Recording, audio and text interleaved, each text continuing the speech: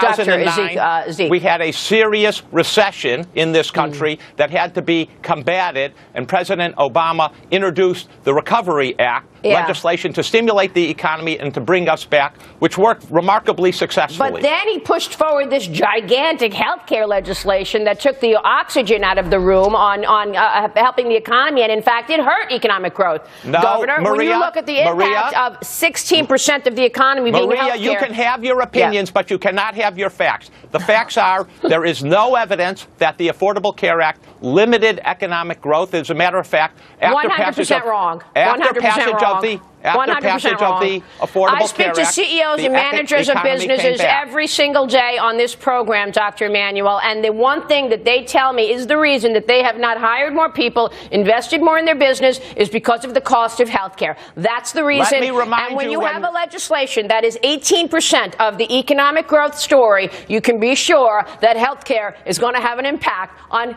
economic growth. Maria, that's a fact. let me make two quick points. The first point is we agree, you and I, me and the president, that the fact is we need more affordability in health care, and I've worked tirelessly to get health care costs to become under control. Second point is, under President Obama, we had more low inflation than we did under President Bush. To restate some important numbers, under President Bush, health care premiums for a family went up 80% in his 8 years. Under President Obama, they went up 35%. This is not a conversation about President Bush. As much as you want to blame President Bush still for all the problems under Obama, we can't do it today because it doesn't make sense. This year, premiums in Arizona will be up 116%. Premiums across the country will be up in the double digits. That's a fact, Dr. Emanuel. Maria, we know that. And we know that the cost of health care is the reason that executives have not hired more people and the reason that managers of business have turned full-time jobs into part-time jobs. That's a fact.